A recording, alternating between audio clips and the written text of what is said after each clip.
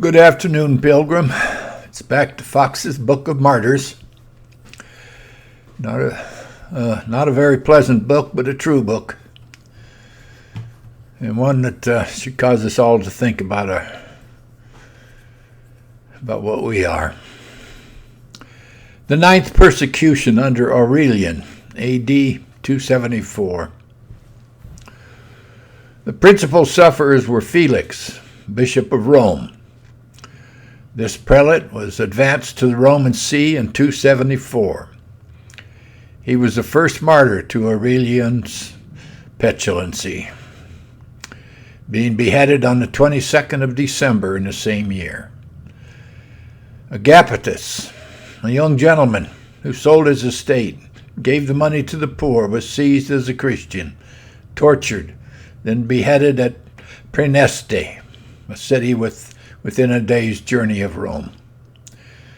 These are the only martyrs left upon record during this reign, as it was soon put to a stop by the emperor's being murdered by his own domestics at Byzantium.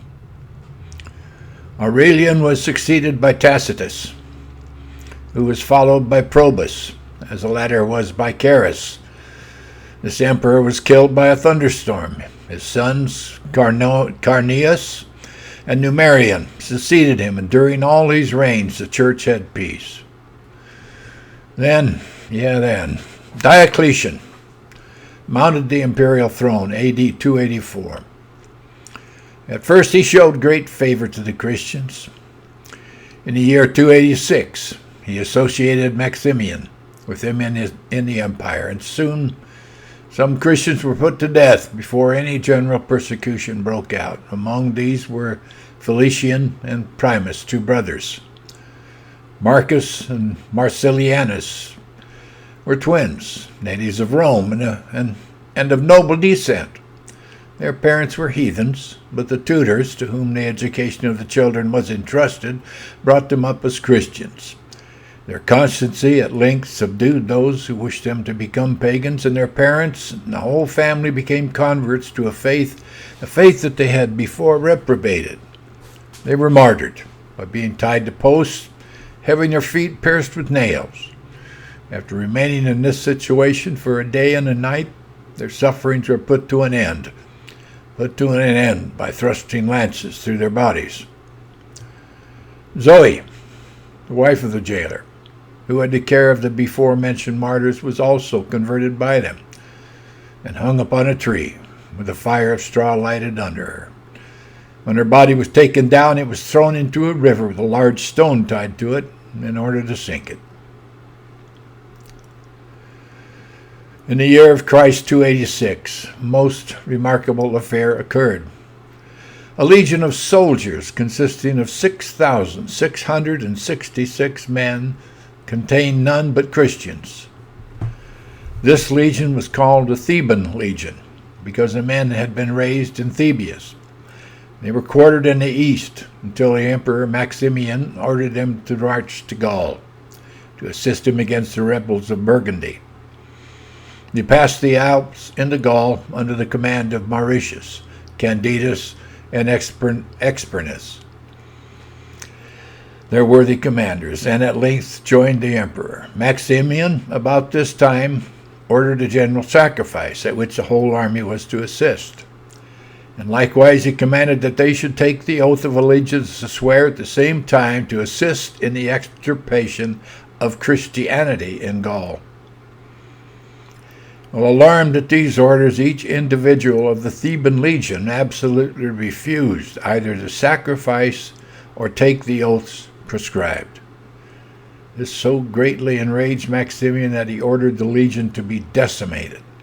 That is, every 10th man to be selected from the rest and put to the sword.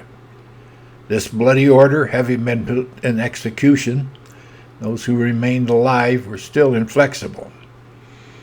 When a second decimation took place and every 10th man of those living was put to death, this second severity made no more impression than the first had done. The soldiers preserved their fortitude and their principles, but by the advice of their officers they drew up a loyal remonstrance to the emperor. This, it might have been presumed, would have softened the emperor, but it had a contrary effect. For enraged at their perseverance and unanimity, he commanded that the whole legion should be put to death, which was accordingly executed by the other troops, who cut them to pieces with their swords.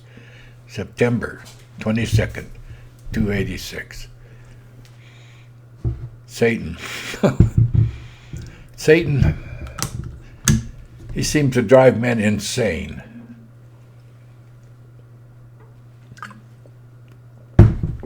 You got a war to fight, and you murder over 6,000 of your own soldiers. That is an insanity. Demon possession, whatever, I don't know what it is. Alban, from whom St. Albans in Herefordshire received his name, was the first British martyr.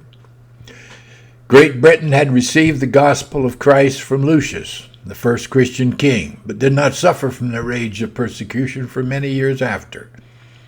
He was originally a pagan, but converted by a Christian ecclesiastic named Amphibolus, whom he sheltered on account of his religion. The enemies of Amphibolus, having intelligence of the place where he was secreted, came to the house of Alban in order to facilitate his escape. When the soldiers came, he offered himself up as the person they were seeking for. The deceit being detected, the governor ordered him to be scourged, and then he was sentenced to be beheaded, June 22nd, A.D. 287.